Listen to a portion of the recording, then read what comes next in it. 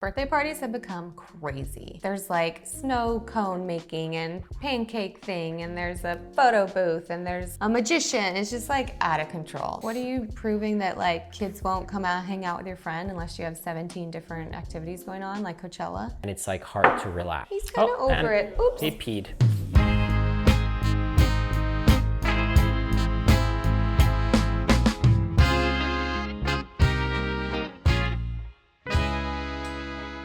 When you become a parent, everyone tells you it's hard. They tell you about the sleepless nights, they tell you about the tantrums, they tell you about the schooling, how expensive it is.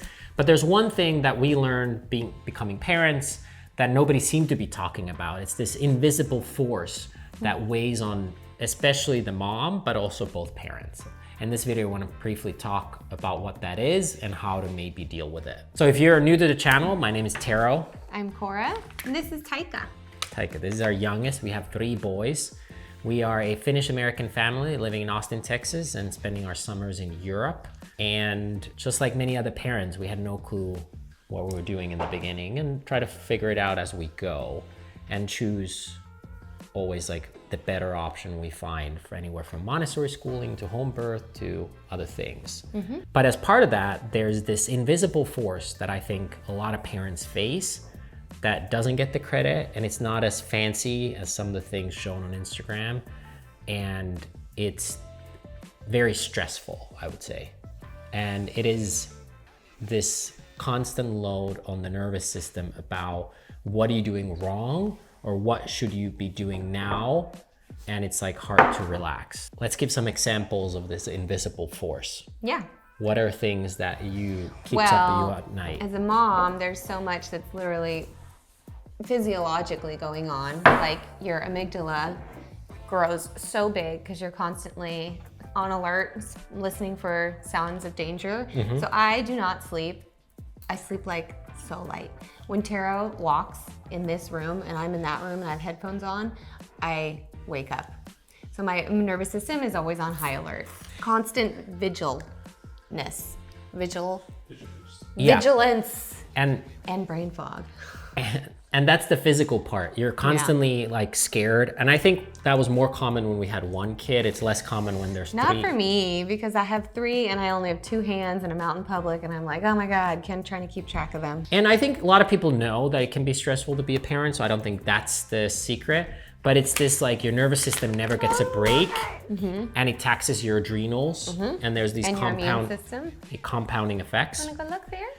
There's also a lot of tasks that are kind of ungrateful tasks as a parent. Like even if you put them to school or daycare. He's kind of over it. Oops. He peed.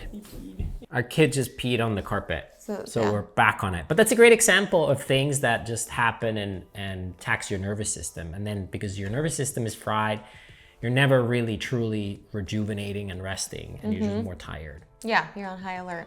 Do you want to talk about the hidden labor, they call it, sort of stuff? Yes. So obviously everyone's aware that you have to watch the kid or put them to bed, and these Change things, their diaper, feed them. things dominate the conversation.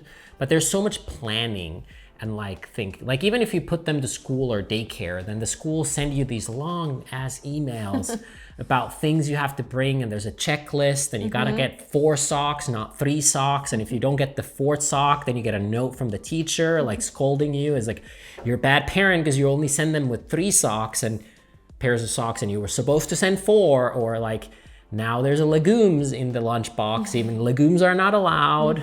They brought a toy to school, you can't have toys. They wore a shirt that had a cartoon.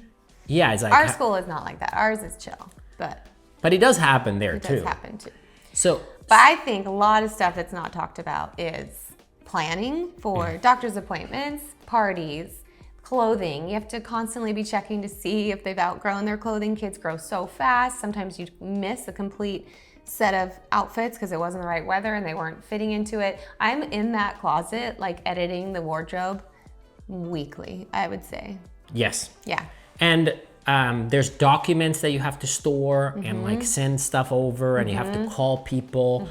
And so there's all these things that you're doing, not when you're with the kid, but for the kid, and these administrative tasks that are kind of insane. And then at the same time, even if you don't have an administrative task on your to-do list, then you, in your back of your head, you're like, what should I be doing that other people are doing? And then you meet other parents and they're giving you this list of things. It's like, oh, have you gone to this place? And then there's FOMO. Are you in Mandarin? Are you doing Kumon? Are you, do they have a tutor? Are they playing a musical instrument? Yeah, and Planning birthday parties. Oh my gosh, planning birthday parties is a whole job. And if you have like more than a couple kids, it feels like it never ends.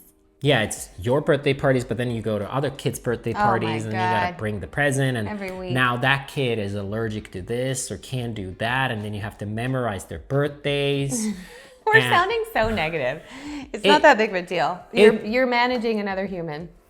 The whole point is that it's not a big deal, Yeah, but there's a lot of those. there's a lot of work. And a lot of those things are not talked about because they're not the time with the kid. There's so Yeah. many content about gentle parenting and you know, schooling and what foods to eat and how to feed them when you're actually interacting with the kid. But the thing that at least we didn't learn until we became parents is that there's a whole nother job when you're not with interacting with the child. Like project management. Yeah, it's this administrative. And your project is your child. Yeah, and it often requires interacting with authorities or parties that are like not always available, and you have to call back, and Inflexible. you have to go to the office, and they're only available at these hours, and you have to get this document, and then you have to plan for it. And same with even holidays or school breaks. Then it becomes this huge project to manage. What are you going to do during spring break? Right, I don't right think now. we've had a single 5-day week so far, and it's March. There's been so many school holidays. Yeah, and that's assuming your kids are in school. I If you're don't know homeschooled, how working moms do it, is my point. It is so impressive. There is so much work on a mom, especially, and a mental load that taxes them, especially. And I cannot imagine having a full-time job and being a mom. So what can you do with this if you experiencing this? Probably a lot of those admin tasks are not going to go away, but would be our 3 tips. One is morning pages or pages in general. Sometimes it's just easy to like dump it from your unconscious mind into a piece of paper. People do it differently. I use my notes a lot on my phone. You're more of a writer. But just like getting it out of your subconscious mind can actually help you sleep better because it's like a way. The most effective to me is first thing you wake up. Some people do it just before going to bed. So it's like somehow away from your head into something else. And it's somehow easier to manage for a lot of people. Would you agree? Yes. The- Brain dump.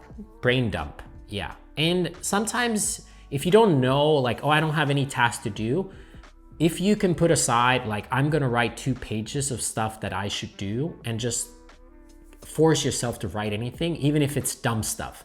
And then once you get going, after like a minute, you actually start coming stuff in your subconscious mind. You get it onto a piece of paper. Another good thing is like putting it in your calendar months ahead of time. Like if a birthday is coming up, you do it like a couple weeks before you start stuff. Yep. Another thing is batching. That's a good way to get things done. We sound like a business time management course now. It is. But it is. It's kind of like project management for a business. So batching them, putting them in the calendar, labeling them can help some people. I would say one big one for me is most of those things don't matter. Is like you think the school needs to hear back from you. You're not the first or the last parent to forget something. And even if you forget it, it's not the end of the world. So there's very few things that are truly urgent, but as parents, we think they're urgent and you have to do them. Honestly, there's all kinds of parents that are probably doing worse than you are. So giving yourself 100%. grace and letting certain tasks go away is very helpful. Very few things are a priority. And the ones that are a priority, you know, then it's easier to handle them because you know they're a priority. And when it comes to birthday parties, I would say stop trying to keep up with the Joneses because birthday parties have become crazy. There's like snow cone making and pancake thing, and there's a photo booth, and there's like a magician. It's just like out of control. Like the kid does not care. If they're under 5, that's ridiculous. Like, what are you doing? Even if they're older, they just want to play with their They just want to hang out with friends. their friends. Like, what are you proving that like kids won't come out hang out with your friend unless you have 17 different activities going on, like Coachella?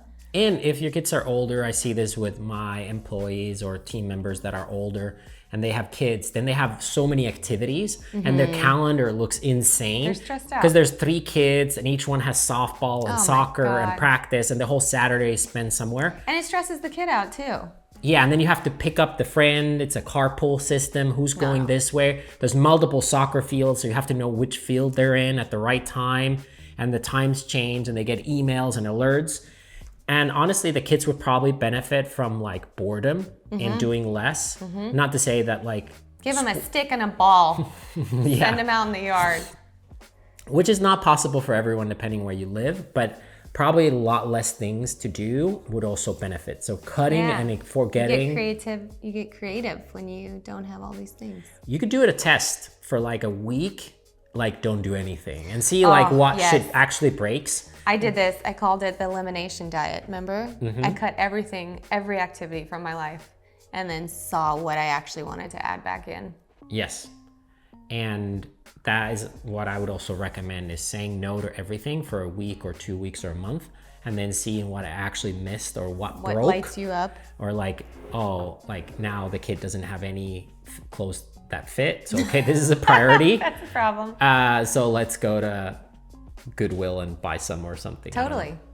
Secondhand. So writing them down, forgetting them, doing the elimination Less diet. is more. Less is more sometimes. And then the other one is a lot of parents don't prioritize this nervous system element, even though it's probably the most important. They say, I should work out, and then they go to HIIT class and it raises their cortisol, or I should sleep, but then they go to sleep and it's not good quality sleep. Is finding a time during the day to find a thing that works for you to lower the nervous system. It could be breath work, could be meditation. We lie in a nail bed or nail mat, which sounds weird. Napping. Find a thing that works for you. The internet is full of stuff to give you advice, to try things, but find a habit or ritual that works for you to lower the nervous system. Because if you're high wired, it's like your kid. If they're full of sugar and they're hyper and then try to go to bed, it's probably not going to work out great. So find a ritual, same way as they take a bath and do this evening ritual. Find a ritual for yourself that's focused on the nervous system and calming it, instead of like doing more, like more working out, more stuff, gotta catch up with a TV show. Signing up for more activities to keep them busy. For yourself as well, not just the kids. So whatever that is probably helpful for longevity, because it is a marathon, ultra marathon, not a sprint. Anyway, hopefully that was helpful. That was something we hope we've known before parenting that we haven't found when we were consuming content. If you disagree or agree, you can leave a comment below. We would appreciate it if you'd like and subscribe so more like-minded people like yourself can find this video and our channel, Fungi Fam. And we want to thank our sponsor, Four Sigmatic. Four Sigmatic is the original mushroom coffee brand. They brought functional mushrooms to the US. I'm biased because I started it, but they're great people and they make coffees, creamers, teas, protein powders. The coffees are the most popular, but there's also other great options.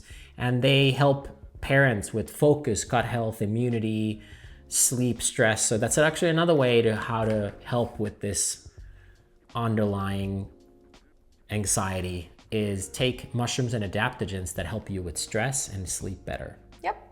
So thanks, and we'll see you in the next video. Ciao. Ciao, ciao.